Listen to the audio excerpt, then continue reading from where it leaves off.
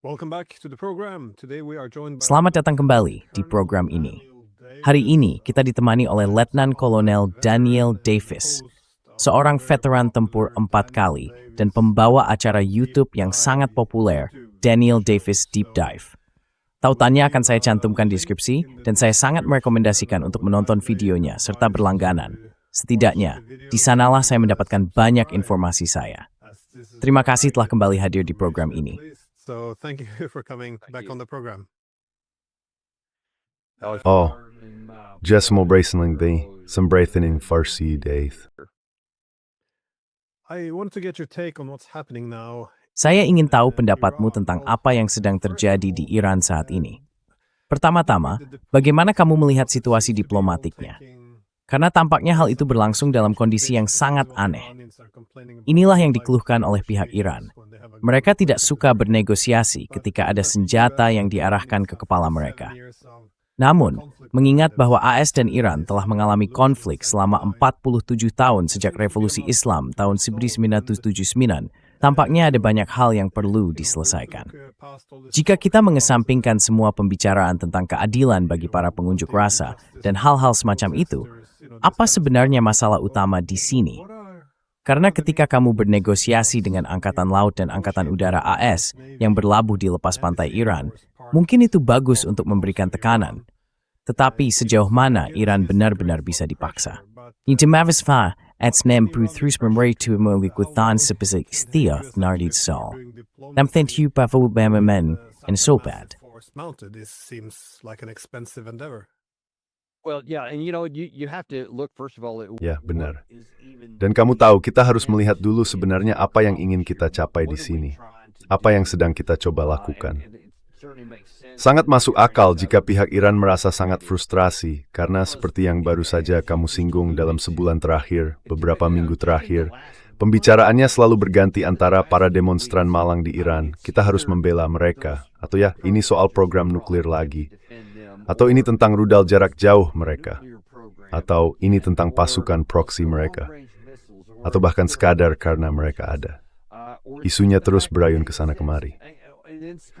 Sebenarnya apa yang sedang kita negosiasikan? Ketika kita mengatakan kita mencari jalur diplomasi, hasil diplomatik seperti apa yang sebenarnya kita bicarakan? Untuk tujuan apa?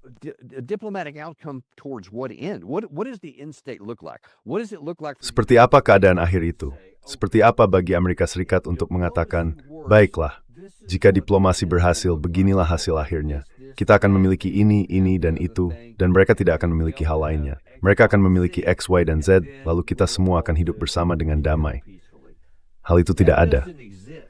Dan saya pikir alasan hal itu tidak ada adalah karena semua ini digerakkan, dan kita harus jujur tentang hal ini oleh Israel. Inilah yang sudah lama, sangat lama diinginkan oleh Benjamin Netanyahu bersama dengan beberapa orang lainnya. Bukan hanya dia, tapi adalah Perdana Menteri saat ini. Dan dia jelas memiliki kekuatan pendorong di balik semua ini.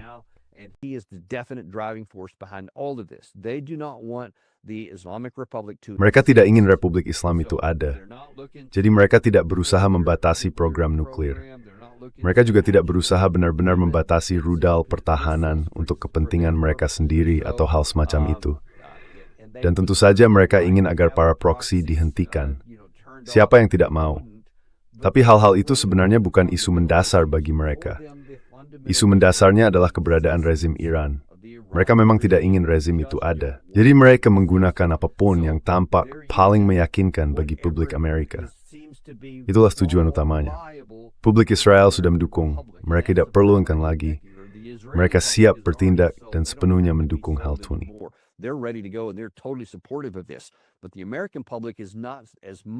Tapi masyarakat Amerika tidak begitu tertarik. Jadi mereka harus mencoba membangun argumen. Dan mereka berkata, oke, kadang ini soal negosiasi program nuklir. Kami tidak ingin ada bom nuklir. Dan itu menimbulkan sedikit ketertarikan. Lalu ada hal-hal lain, karena kita begitu berperasaan. Kita akan berkata, oh, para demonstran malang itu. Lalu mereka membesar-besarkan hal itu, dan kemudian muncul isu demokrasi, kebebasan, dan kebebasan berpendapat. Kamu tahu, optator motiv tu sertletni, edithan tkor forward. Itulah ucap bal Amerika Serikat tied during miliki thomanik tofstes. No actual objective for the United States So President Trump. Jadi, Presiden Trump menghadapi begitu banyak tekanan, baik dari Benjamin Netanyahu secara pribadi maupun dari banyak sponsor atau pihak AIPAC di Amerika Serikat, dan jumlah mereka tidak sedikit, serta dari sekutunya sendiri di lingkaran dalam yang seharusnya mendukungnya. Namun, mereka jelas berpihak pada Israel dan menentangnya, serta menekan dia untuk melakukan sesuatu yang tidak masuk akal secara militer dan tidak diperlukan bagi keamanan nasional kita. Tidak ada jalur negosiasi yang buat semua pihak puas. Jalur itu memang tidak ada, karena Israel tidak menginginkannya ada. Itulah sebabnya mengapa Iran tampak begitu frustrasi, karena mereka berpikir, ini bukan hal baru.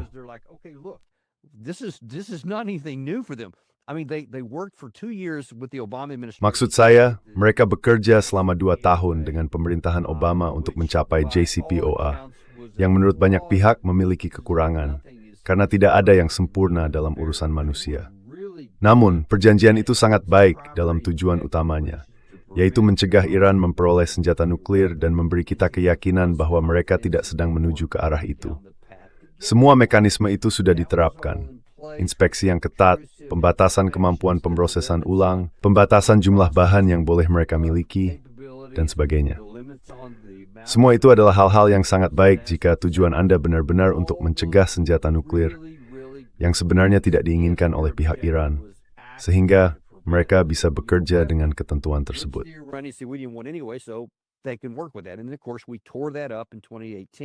Dan tentu saja, kami membatalkannya pada tahun 2012.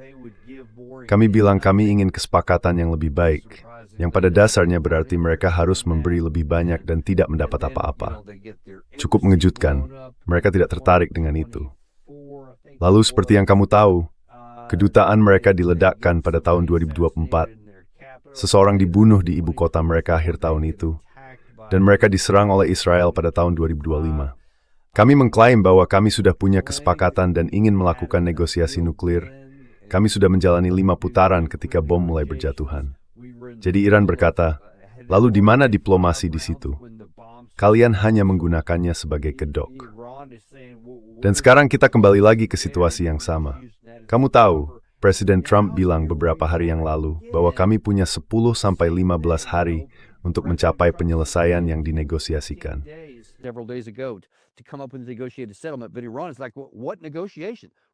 Tapi Iran seperti negosiasi apa?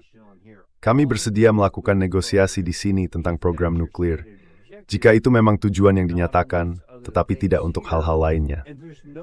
Dan tidak ada alasan rasional mengapa kami harus mengatakan, singkirkan satu-satunya kemampuan pertahananmu, rudal jarak jauh, atau upayamu melindungi diri dengan beberapa proksi ini, yang mereka sebut sekutu.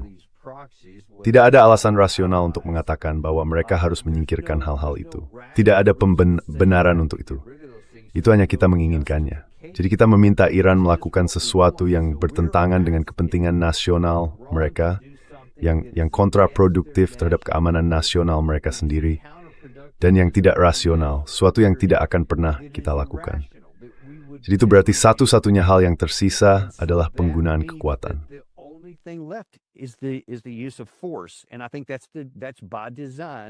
Saya pikir itu memang disengaja, dan saya pikir itulah posisi kita saat ini.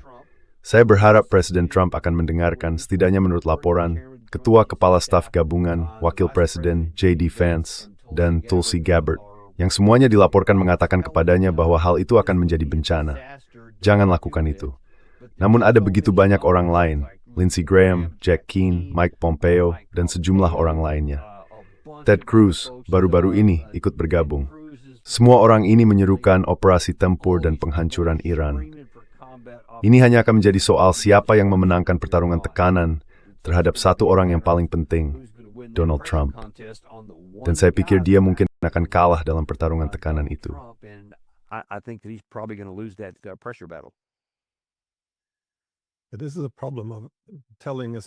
Ini pada dasarnya adalah masalah memberitahu Iran. Satu-satunya alasan kami belum mengebom kalian adalah karena kalian memiliki kekuatan penangkal konvensional yang kuat. Dan kami akan mengebom kalian, kecuali kalian menyerahkan penangkal itu. Lalu berharap saja kami tidak akan mengebom kalian. Nah, hal ini membuat situasinya semakin bermasalah, seperti yang kamu katakan. karena ada begitu banyak tujuan yang berbeda. Menurut saya, menyajikannya semata-mata sebagai isu nuklir memang strategis untuk komunikasi. Itu cara yang baik untuk mendapatkan dukungan dari seluruh dunia, karena tidak ada yang ingin melihat Iran memiliki senjata nuklir. Namun, ketika tiba saatnya untuk membuat kesepakatan, seperti yang kamu katakan, hal itu menjadi bermasalah. Karena jika Iran menepati kesepakatan nuklir dan menunjukkan bahwa mereka tidak akan memperoleh senjata nuklir, maka pihak kita harus menormalkan hubungan dengan Iran, yang berarti Iran bisa memperkuat diri secara ekonomi.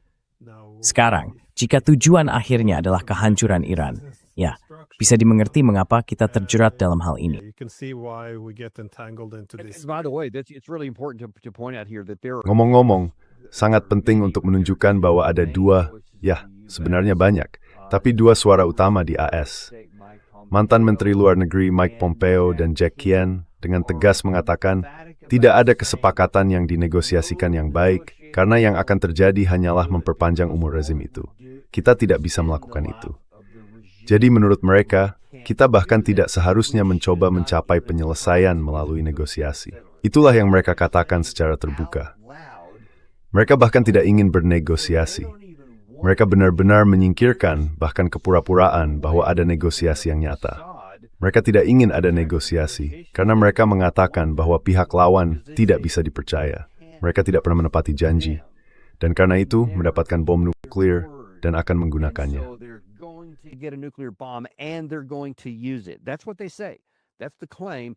And so Itulah yang mereka they're saying that katakan. there's no Itulah alternative klaimnya. but military force. So Jadi mereka mengatakan tidak ada alternatif selain kekuatan militer. sound Jika Presiden Trump mendengarkan nasihat militer yang bijak dan tidak menyerang, dan sebaliknya menemukan semacam negosiasi dengan Iran, tampaknya Iran lebih dari bersedia untuk membuat kesepakatan, maka ia akan terus mendapat tekanan dari dalam negeri. Dan Israel, saya jamin tidak akan pernah menyerah pada hasratnya untuk berperang dengan Iran. Mereka akan terus memberikan tekanan. Kita tidak bisa menyingkirkan kemungkinan bahwa suatu hari nanti mereka mungkin memicu semacam serangan yang kemudian memaksa Amerika Serikat untuk terlibat juga. Sulit bagi saya untuk melihat bagaimana ini tidak berakhir dengan It's just hard for me to see how this doesn't end in war. It does remind me a bit, this conflicting objectives. Itu memang sedikit mengingatkan saya pada tujuan-tujuan yang saling bertentangan dalam negosiasi dengan Rusia juga. Saya ingat pada Juni 2021, mantan Duta Besar AS untuk NATO, Kurt Volker, yang juga saya kira utusan khusus untuk Donbas, menulis sebuah artikel ketika Biden dan Putin akan bertemu untuk mencoba meredakan ketegangan. Dalam tulisannya, ia berpendapat, saya rasa ini kutipan langsung. Ya, keberhasilan adalah konfrontasi. Ia memperingatkan bahwa kita tidak seharusnya membuat kesepakatan yang meredakan ketegangan dengan Rusia karena hal itu akan memberi mereka legitimasi dan ruang bernapas, memperkuat Putin, dan tujuan kita seharusnya justru sebaliknya. Jadi, itulah kesimpulannya. So that's his conclusion. Success is confrontation, and this is the problem. Ya, kesuksesan adalah konfrontasi. Dan inilah masalahnya. Ketika kamu memiliki berbagai tujuan untuk melemahkan para pesaing, perdamaian menjadi musuhmu. Itu adalah posisi yang sangat bodoh. Jadi, kamu pikir perang ini akan segera terjadi kecuali Trump melakukan perubahan besar-besaran.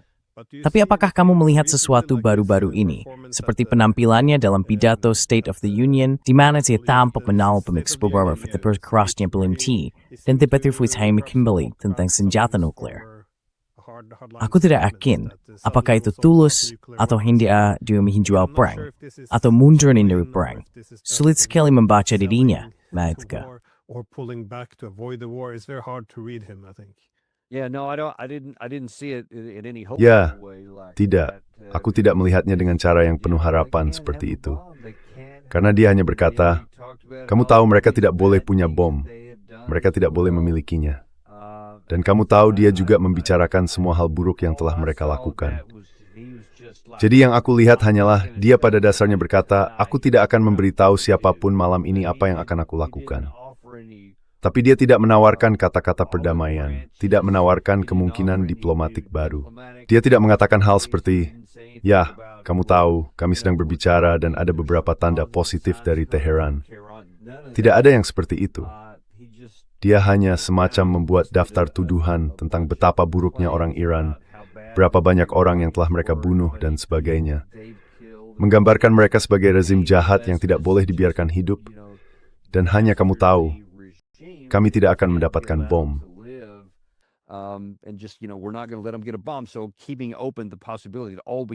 Jadi tetap membuka kemungkinan bahwa yang perlu kita lakukan hanyalah mengklaim bahwa mereka sedang berusaha membuat bom, padahal tentu saja tidak ada bukti nyata untuk itu. Dan bahkan ketika kita menanyakan tentang absurditas yang jelas dari hal itu, mereka berkata, "Ya, itu sudah dihancurkan." Mereka telah mengulanginya bahkan dalam beberapa hari terakhir. Caroline Leavitt, juru bicara Gedung Putih, baru-baru ini juga mengatakan bahwa ya, semua yang sebenarnya have merencurth with Wuthi. Merdad grower Tomrotha dan Melra purging bahwa. Sustaming tahu demi. Mereka sebenarnya pernah sanitanling. Siapa sih bagaimana yang setahunya? Mereka tidak pernah menjelaskan, meskipun semua fastek tidak konon sudah tuatling. All the facilities were allegedly obliterated. Now all of a sudden, no, it's back on again. And then Sekarang tiba-tiba saja tidak. Itu kembali lagi. Lalu ada pernyataan konyol dari Steve Witkoff beberapa hari yang lalu, yang mengatakan bahwa selain sudah dihancurkan 7 atau 8 bulan lalu, sekarang mereka tinggal 1 minggu lagi, dari memiliki bahan pembuat bom, tingkat senjata yang berarti 90%. Siapa yang tahu di mana seharusnya itu berada? Karena semua fasilitas mereka sudah dihancurkan. Dan tampaknya tidak ada fasilitas baru yang memproses ulang. Kamu tahu, fasilitas pemrosesan ulang 60% itu.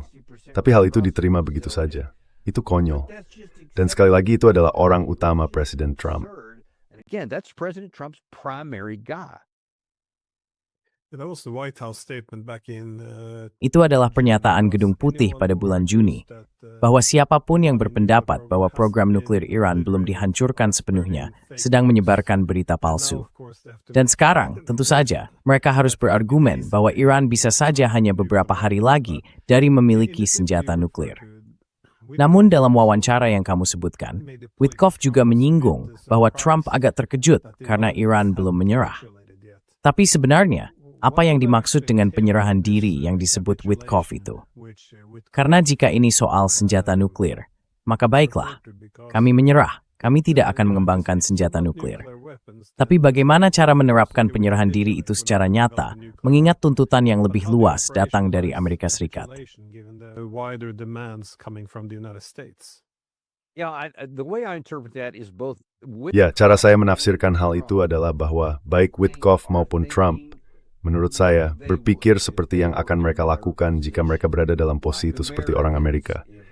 Jika seseorang memiliki posisi yang lebih kuat dari kita, dan datang lalu berkata, "Oke, serahkan senjata nuklirmu, hentikan pengembangan rudal jarak jauh, berhenti mendukung sekutu regionalmu yang kita sebut proxy, dan kami tidak akan mengebommu. Semuanya akan baik-baik saja."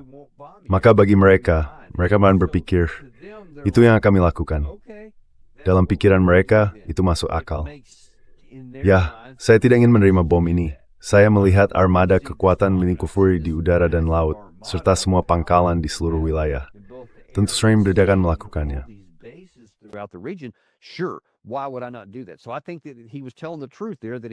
Jadi menurut saya, dia memang mengatakan yang sebenarnya di situ, bahwa dia benar-benar bingung mengapa mereka tidak menerima hal itu. Karena satu-satunya cara penyerahan diri bisa masuk akal di situ bukan hanya soal kesepakatan nuklir. Itu juga harus mencakup rudal dan para proksi. Itulah yang akan tampak seperti sebuah penyerahan diri. Dan bagi mereka tidak bisa membayangkan seseorang berkata, "Tidak, saya akan menstebut sebagai militer terkuat di planet ini." Dengan semua kekuatan senjata luar biasa yang dipamerkan. Dan itu memang sah, saya tidak bermaksud meremehkannya. Itu adalah kekuatan senjata yang besar dan bisa menghancurkan banyak hal di permukaan tanah, yang merupakan catatan penting.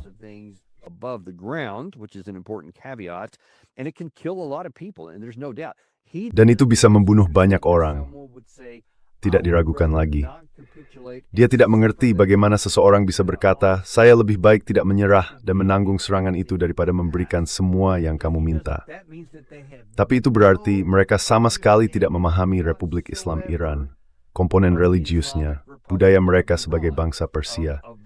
Mereka sama sekali tidak memahami sejarah apa yang telah mereka lakukan dan bagaimana cara berpikir mereka. Daunin bermatur ke nor finyun, jika itu kikicuat. Maksud saya itu ever law ever said, isa ferry to time, dan saya better benar tomis kangrul. But yet there he is saying, and I think he really meant it. Yeah, well, one problem. Ya, jadi satu masalah atau masalah lain tampaknya dengan pemerintahan Trump adalah bahwa dia cenderung mencari kemenangan yang mudah. Saya pikir itu berkaitan dengan keengganannya terhadap perang tanpa akhir. Jadi, Panama itu sedikit tekanan. AS mendapatkan beberapa konsesi. Dia melakukan operasi 1 hari di Venezuela. Lagi-lagi, itu berhasil dengan tujuan terbatas yang telah ditetapkan. Greenland seharusnya menjadi sesuatu yang mudah, dan ketika itu tidak berhasil, de menafdikit member, berkalikan berbegrafro stethdiu. Pilprok foth that sees the scammer, hunting newsmith, dan setelah tidak sesuatu bestang. Liam sa pergas September game yang beri browing to them for. Without many consequences. But what we're looking at here, though, is the exact opposite. Tapi yang kita lihat di sini justru kebalikannya. Ya, dia bisa saja menghantam Iran dengan serangan besar, lalu Israel bisa mendominasi kawasan. Iran terpecah menjadi bagian-bagian yang lebih kecil. Rusia dan Tiongkok melemah. Dia bisa merayakan kemenangan. Kemenangan besar, mungkin. Tapi bagaimana kalau dia gagal di sini? Karena itu kemungkinan yang sangat nyata. Saya belum melihat strategi yang jelas tentang apa sebenarnya arti kemenangan itu, atau bagaimana cara mencapainya. Tapi kalau gagal, apa yang akan terjadi? Karena ini akan cukup mengejutkan bagi AS, yang seperti halnya Israel, sangat bergantung pada kredibilitas. Menurutmu, seberapa besar kemungkinan itu?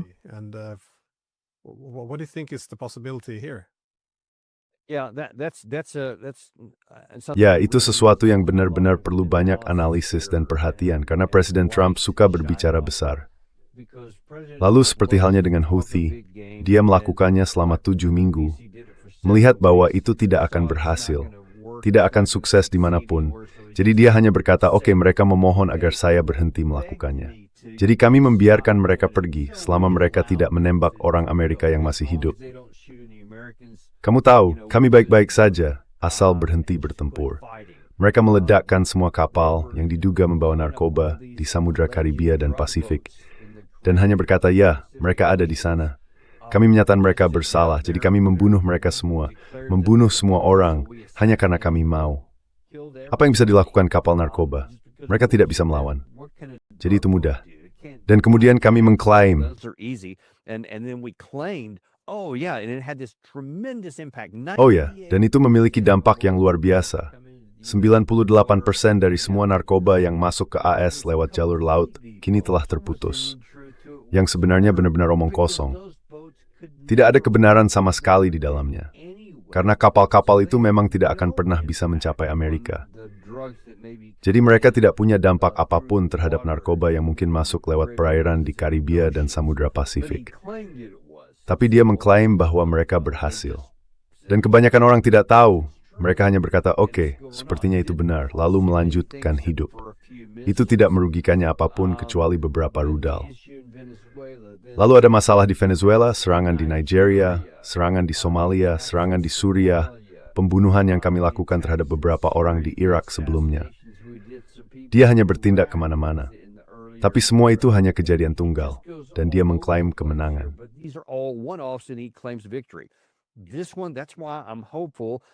Inilah alasannya. Itulah mengapa saya berharap bahwa Wakil Presiden Vance, jika ini benar, dan Tulsi Gabbard, serta tentu saja orang-orang seperti Anda, saluran seperti milik kami, dan beberapa lainnya mengatakan, jangan lakukan ini. Ini tidak akan berlangsung cepat dan tegas. Rupanya, Ketua Kepala Staf Gabungan, General Kane, juga mengatakan bahwa ada risiko yang signifikan. Dan itu adalah pernyataan yang meremehkan. Ada kemungkinan, bahkan hampir pasti, saya akan mengatakan bahwa akan ada banyak korban jiwa.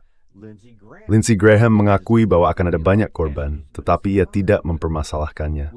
Yang sebagai orang Amerika, sangat membuat saya marah, bahwa ia bersedia memulai perang pilihan yang tidak kita perlukan demi keamanan nasional kita, dan tidak keberatan jika itu mengorbankan nyawa anggota militer Amerika. Itu sendiri sudah tercela, dan saya percaya hal itu perlu mendapat perhatian lebih.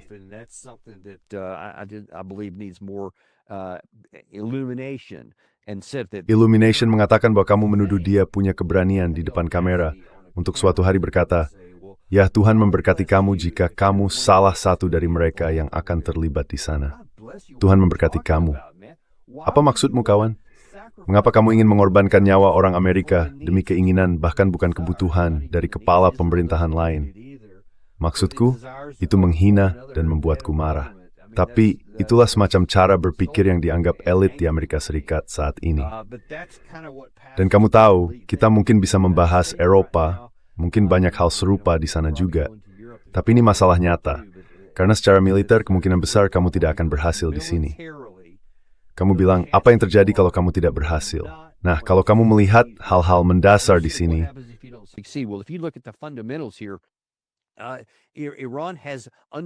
Iran memiliki apa yang mereka sebut sebagai kota rudal bawah tanah, yang telah mereka bangun selama beberapa dekade. Dalam beberapa kasus, fasilitas ini sangat besar. Mereka memiliki kegiatan produksi di bawah tanah, dan sebagainya. Beberapa di antaranya kita tahu lokasinya, saya yakin. Beberapa tidak. Ada juga yang mungkin kita tahu lokasinya, tetapi kita tidak bisa menghancurkannya. Jadi ini bukan hanya soal apa yang bisa diserang di permukaan. Anda juga harus mampu menghancurkan apa yang ada di bawahnya, dan kemungkinan besar Anda tidak akan bisa melakukannya. Mereka akan tetap memiliki kemampuan untuk melakukan serangan balasan, dan memiliki semua insentif untuk menggunakan seluruh kemampuan mereka selagi masih bisa, untuk menimbulkan kerugian dan korban di pihak kita, guna menunjukkan bahwa ada harga yang harus dibayar untuk tindakan ini. Tentunya Presiden Trump tahu hal itu. Jadi strategi sintetik di semua infrastruktur lain default soling sport in Zoom Alex there.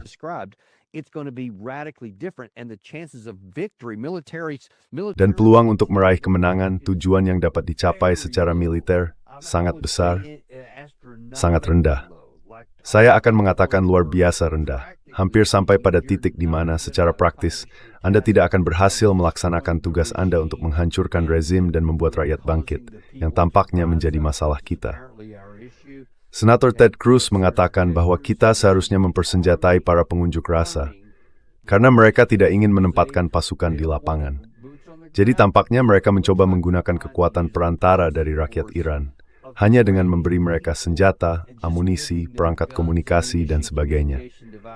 Menurut saya itu juga tercela, karena pada dasarnya kita mengatakan bahwa kita ingin rakyat Iran dibantai dalam jumlah besar melawan, Anda tahu, militer profesional. Mereka hanya akan menjadi orang-orang bersenjata, paling banter.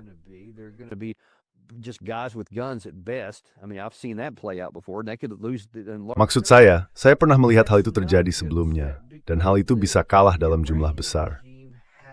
Tapi itu tidak akan berhasil, karena rezim Iran memiliki pasukan yang terlatih dengan baik, dan banyak orang di pihak mereka. Ngomong-ngomong, hal ini tidak mendapat cukup perhatian. Bukan berarti seluruh negara menentang rezim tersebut. Ada persentase besar dari populasi yang mendukung rezim, dan juga akan berjuang untuk mereka. Jadi menurut saya, inalar Harvard balik sebelum itu berhasil. Dan saya berharap keinginan Presiden Trump untuk terjebak dalam menurun alang raiki tuwit jithing warikashtik. And sorry for pubmu. I just don't think that it will. I hope that it does. Well, I've heard as well a lot of this new talk. Saya telah mendengar banyak pembicaraan baru dari para penasihat dan perencana militer Trump yang mengatakan bahwa ini jelas tidak akan menjadi sesuatu yang mudah. Ada banyak jebakan yang harus diwaspadai. Tentu saja, ini agak terlambat setelah semua aset militer dikerahkan dan berbagai pernyataan besar dibuat. Namun, jika Anda diberi tugas untuk merencanakan perang ini, serangan terhadap Iran, apa yang akan menjadi kekhawatiran utama Anda? It's a excited with you sees that. It's with them EU port, davai suar de sumberthaim terosiki. Well, of course, with the military resources at your disposal. Yeah, the most difficult task would be first. Ya, tugas yang paling sulit adalah pertama-tama menonaktifkan kemampuan pertahanan udaranya. Itu harus menjadi prioritas utama, karena jika hal itu tidak dilakukan, maka semua langkah lain yang dicoba akan berisiko. Banyak target yang harus diserang, mencakup sistem pertahanan udara dan tentu saja serangan udara mereka. Rudal bergerak, lokasi peluncuran rudal tetap, dan sebagainya. Itu akan menjadi langkah kedua. Carry itu jumlah senawar membatasi jumlah krukiumur tak sebagai timbulkan tufing insanarar dan pangkalan tersebut. Jadi rudal pertahanan udara harus menjadi sasaran pertama. First go after the air defense missiles, but almost simultaneously you're going to have to go after. Namun hampir bersamaan, Anda harus menyerang setidaknya lokasi tetap dari rudal-rudal itu. Karena, kecuali Iran bertindak bodoh, begitu mereka melihat serangan dimulai, mereka akan mulai menembakkan rudal ofensif mereka sebelum dihancurkan, terutama dari lokasi tetap.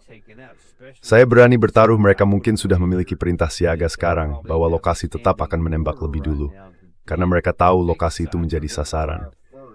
Lokasi bergerak bisa mereka tangani nanti.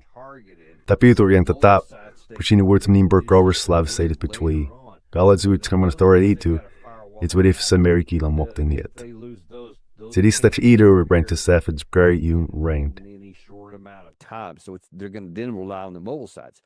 But if they're smart. Tapi juga, jika mereka pintar, jika mereka memiliki fasilitas bawah tanah di seluruh negeri, seperti yang diklaim, maka itu mungkin berarti mereka juga menempatkan banyak aset pertahanan udaranya di bawah tanah dan di luar jangkauan target.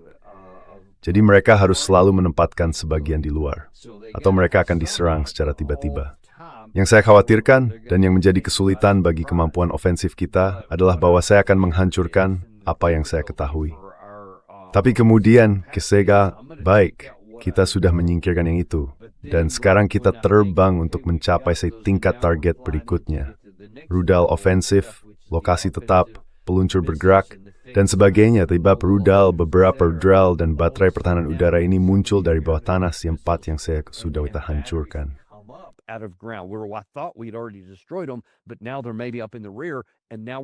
Tapi sekarang mungkin mereka berada di bagian belakang, dan kita rentan terhadap serangan dari sayap mereka. Itu masalah nyata, dan kekhawatiran yang akan saya miliki jika saya bertanggung jawab atas sistem komponen udara. Bagaimana kita bisa tahu bahwa kita akan berhasil menyingkirkan rudal pertahanan udara itu? Dan apakah jumlahnya terbatas? Apakah saya tahu berapa banyak yang mereka miliki? Sehingga saya tahu apakah semuanya sudah berhasil kita hancurkan atau belum? Atau apakah mereka akan mengejutkan saya seminggu kemudian, 2 minggu kemudian, sebulan kemudian? Tiba-tiba muncul di belakang ketika saya pikir mereka sudah tidak ada, dan kita mulai kehilangan pesawat di mana-mana. Salah satu masalah yang lebih besar adalah pesawat pengisian bahan bakar di udara, KC-135 dan beberapa lainnya, atau mungkin KC-46, saya tidak ingat yang mana. Pesawat pengisian bahan bakar udara.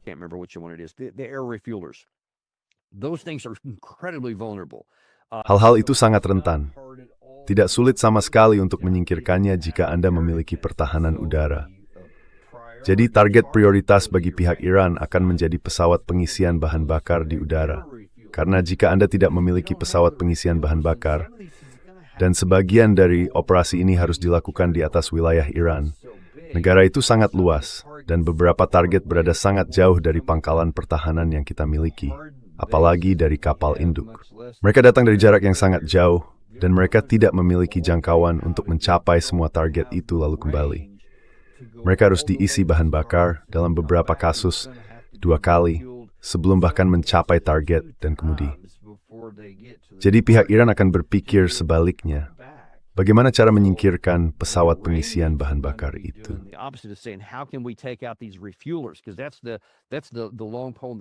Karena itulah faktor paling penting bagi kita. Jika pesawat pengisian bahan bakar di udara disingkirkan, atau jika jumlahnya tidak cukup, maka kita tidak bisa menggunakan kekuatan serangan kita untuk menembus lebih jauh. Jadi itu salah satu hal besar yang harus kita lindungi, dan akan menjadi masalah serius jika kita kehilangannya. Lalu hal lainnya tentu saja adalah lokasi peluncuran rudal itu sendiri. Seperti yang saya katakan, ada beberapa lokasi tetap yang sudah kita ketahui dan pasti kita jadikan sasaran, dan itu akan menjadi target prioritas, terutama untuk serangan menggunakan Tomahawk. Karena kita tidak perlu khawatir tentang awak pesawat, kita bisa meluncurkannya dari jarak jauh. Namun masalah sebenarnya adalah peluncur bergerak. Kita terus membicarakan bahwa tampaknya mereka memiliki banyak peluncur semacam itu di sana.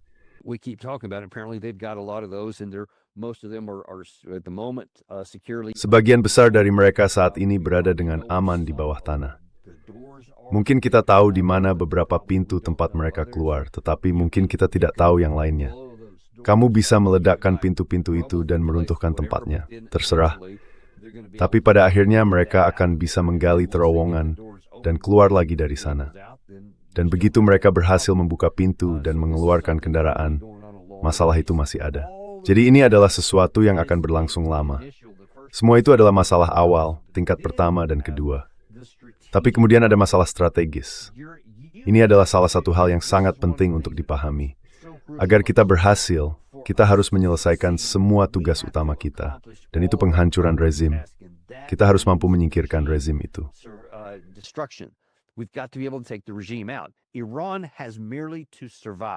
Iran hanya perlu bertahan. Jadi jika mereka kehilangan banyak sistem pertahanan udaranya, sebagian besar pertahanan udaranya, mereka kehilangan banyak. Jika mereka kehilangan semua lokasi tetap dan sejumlah peluncur bergerak tetapi masih memiliki kemampuan untuk menembak, dan jika mereka memiliki fasilitas bunker di seluruh negeri, serta kepemimpinan yang tersebar, seperti yang hampir pasti mereka miliki, maka mereka akan terus ada. Mereka akan terus berfungsi. Dan jika hal lain yang diharapkan tidak terjadi, berpikir bahwa Regista akan bangkit dan melakukan pergeseran land, membunuh orang-orang itu fakir revolusi lain. Aku tahu putra yang diharapkan banyak orang.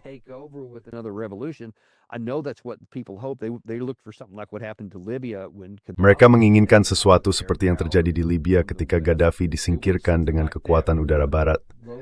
Mereka menginginkan skenario di mana penduduk lokal bangkit. Saya hanya tidak tahu apakah itu mungkin saat ini. Saya rasa itu tidak mungkin. Jadi jika hal itu tidak bisa dilakukan dan rezim bertahan serta tetap berkuasa, situasi ini bisa berlarut selama berminggu-minggu, lalu berbulan-bulan, dan menjadi tidak berarti. Mereka bisa terus menembakkan rudal secara berkala, meledakkan pangkalan kita, menyerang kapal kita di laut. Ini bisa menjadi buruk. Dan Presiden Trump, saya tidak yakin dia bisa bertahan secara politik di dalam negeri, terutama mempemilu paruh waktu.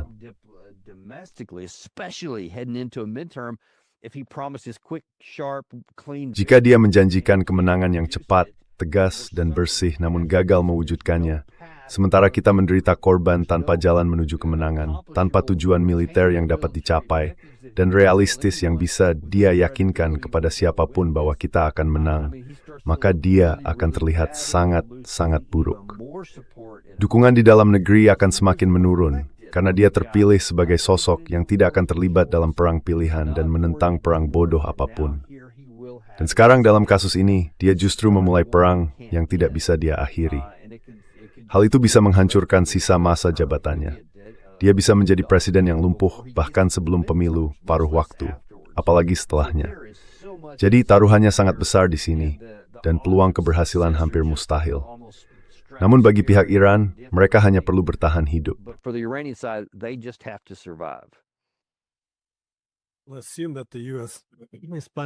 Kita akan berasumsi bahwa AS berencana memperoleh keuntungan dari unsur kejutan, bukan dalam hal menyerang, karena saya pikir Iran sudah melihatnya dari jauh, melainkan untuk menimbulkan kekacauan, mungkin melalui perang elektronik, menggunakan beberapa pejuang di dalam negeri, pasukan proksi, dan sebagainya. Drone sudah pasti telah diselundupkan ke Iran. Saya yakin ada beberapa bentuk infiltrasi yang memungkinkan mereka menargetkan para pemimpin, sesuatu seperti itu. Namun, Wazy was perbaffathak strength, forsor, matarized ng care jauh menyubith. Nayuminthis, in ainitsambit and ithuptapan. But again, this movie is not very old. We saw this being played out back in June. Kita sudah melihat hal ini terjadi pada bulan Juni lalu. Ada upaya untuk memberikan pukulan telak terhadap pemerintah. Jadi, mengapa, jika memang demikian, Iran berhasil menumpas banyak hal ini? Maksud saya, semua pejuang lokal, jaringan, drone yang diselundupkan, orang-orang yang menyusup ke pemerintahan. Tentu sebagian dari ini harusnya sudah berada di bawah kendali. Semua aset Amerika dan persiapan Israel yang telah disiapkan, pasti Iran telah menangani sebagian besar dari ini sejak Juni.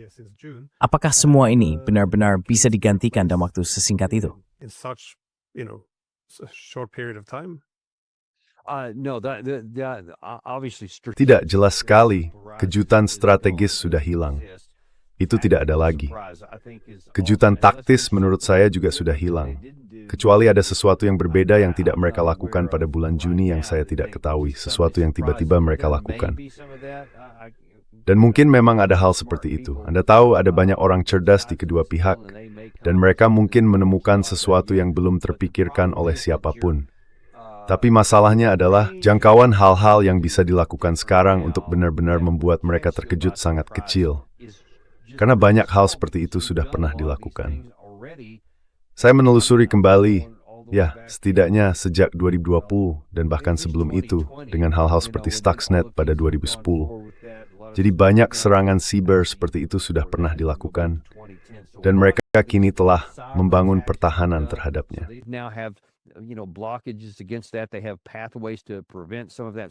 Mereka memiliki jalur untuk mencegah sebagian dari hal-hal itu. Mereka memiliki para ahli yang kini dapat menanganinya lebih cepat karena sudah memiliki pengalaman. Dan tentu saja, kamu menyebutkan apa yang terjadi pada bulan Juni ketika para sabotas berada di lokasi. Mereka meluncurkan banyak drone. Mereka mungkin akan mencoba melakukan hal serupa lagi, tetapi sekarang Iran sudah mengantisipasinya. Jadi mereka tidak akan lengah lagi. Bahkan saat terakhir kali itu terjadi, mereka pulih cukup cepat, sekitar 12 jam. Ada banyak kerusakan pada sistem komunikasi, serta komando dan kendali. Banyak serangan siber yang sangat berhasil, dan banyak kehancuran fisik akibat drone, dan sebagainya. Mereka pulih dari itu dalam waktu sekitar 12 jam, pada dasarnya. Nah, sekarang kemungkinan besar tidak akan lengah lagi terhadap hal semacam itu. Saya memang menerima laporan bahwa sudah ada beberapa pihak khusus berat yang berada di lapangan.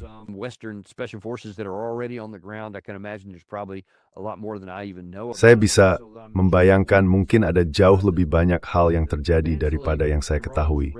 Jadi saya yakin akan ada beberapa kejutan. Tapi secara mental Iran sudah siap untuk itu. Masalahnya adalah, ini adalah perang, atau akan menjadi perang, bukan sekadar serangan. Kita sedang membicarakan tentang negara besar yang, 4 atau 5 kali lebih besar dari Irak dan berkali-kali lebih besar dari Israel misalnya. Jadi mereka bisa menyebarkan kekuatan mereka, dan mereka bisa menahan beberapa serangan di sana-sini secara taktis. Tapi mereka tidak menahannya di semua tempat, karena aset mereka tidak sebanyak itu. Jadi risikonya bagi Iran sangat besar, dan kerusakan yang akan terjadi pada Iran juga sangat besar. Tidak ada keraguan tentang itu.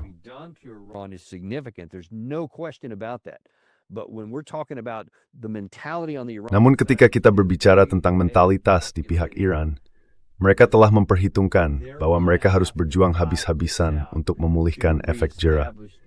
Sejauh ini, mereka bersikap pasif terhadap hampir semua yang terjadi, atau setidaknya setengah hati, dan sekarang mereka melihat bahwa pendekatan ini benar-benar gagal. Satu-satunya hal yang tersisa bagi mereka, mengingat apa yang telah dipaksakan kepada mereka, adalah melakukan pembalasan besar-besaran untuk menimbulkan korban utama. Maksud saya, sampai sekarang mereka dengan hati-hati menghindari menimbulkan korban, bahkan selama serangan tahun 2025. Mereka juga menghindarinya di sisi Iran-Israel. Saya pikir kali ini mereka akan melakukan kebalikannya. Mereka akan mencari korban untuk menimbulkan penderitaan pada pihak yang melakukan ini, untuk menunjukkan bahwa hal seperti ini tidak bisa terus dilakukan selamanya.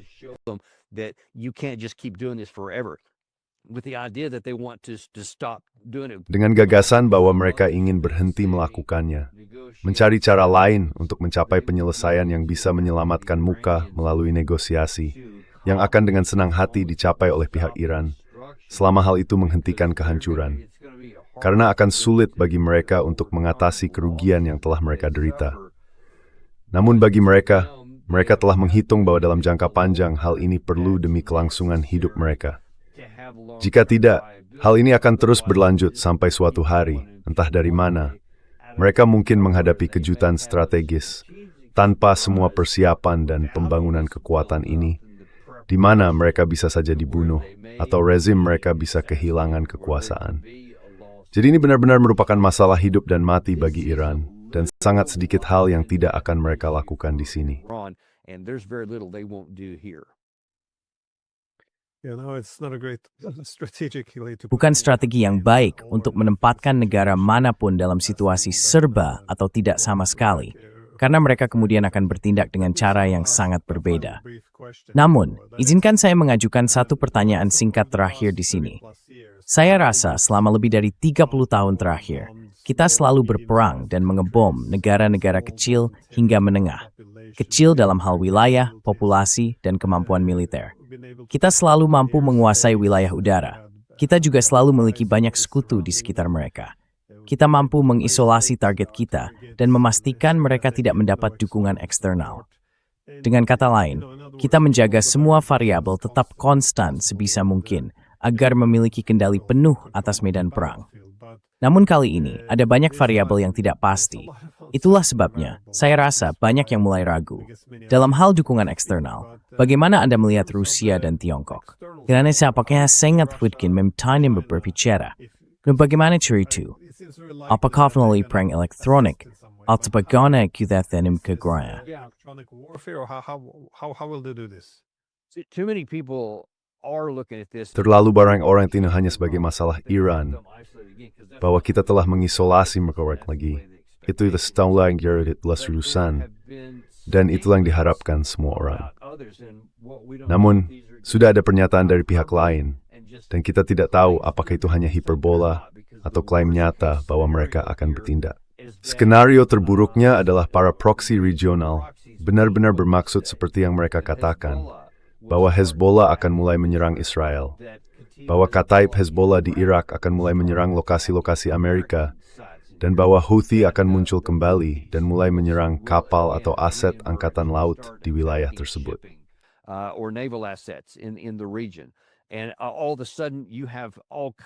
Dan tiba-tiba kamu menghadapi segala macam hal yang datang menyerangmu, bukan hanya dari Iran, tapi juga dari berbagai tempat lain. Itu akan menjadi masalah besar bagi kampanye udara kita jika tiba-tiba kita mendapat serangan dari darat, dari drone, dan dari sumber lain, seperti Kataib Hezbollah di Irak atau Houthi di Laut Merah. Maksudku, kamu lihat sendiri, ini akan menjadi masalah nyata untuk menyelesaikan semua ini. Dan orang-orang Iran juga, ini bisa mendesain besar, kita memperoleh borja. Aku tidak ingin mereka habis laki tuling. Mereka mungkin tetap laki membawakan kirip berani dan menepatinya. They may claim that they would and then they don't do it. There was a lot of expectation that when Israel... Ada banyak harapan bahwa ketika Israel berperang dengan Iran untuk pertama kalinya, Hezbollah di Lebanon akan ikut terlibat, dan pada dasarnya mereka tidak melakukannya. Lalu kepemimpinan mereka benar-benar hancur total, dari atas sampai bawah. Jadi ada sejarah yang menunjukkan bahwa mereka tidak akan melakukannya. Namun kita sedang mengambil risiko dengan berpikir bahwa mereka juga tidak akan melakukannya kali ini. Itu baru pemain regional. Lalu ada pemain strategis, Rusia dan Tiongkok, dan keduanya memiliki insentif agar Iran tidak jatuh. Sekarang mereka tidak ingin terlibat dalam perang, karena Tiongkok memprioritaskan isu Taiwan di atas segalanya. Dan Rusia memprioritaskan perang di Ukraina di atas segalanya. Jadi mereka tidak akan teralihkan oleh hal seperti ini.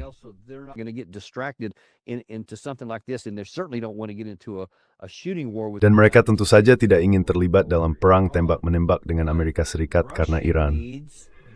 Namun Rusia membutuhkan teknologi untuk drone mereka, dan Tiongkok membutuhkan Iran untuk pasokan energinya, yang jumlahnya tidak sedikit. Dan kita bahkan belum membicarakan hal ini. Mereka membutuhkan Selat Hormuz tetap terbuka. Kita semua membutuhkannya. Kalau tidak, itu juga akan menimbulkan banyak masalah. Saya tidak bisa membayangkan Iran akan berkata, "Yah, saya tidak ingin menimbulkan masalah bagi ekonomi global, jadi kami akan membiarkan Selat Hormuz tetap tenang." Mengapa mereka melakukan itu?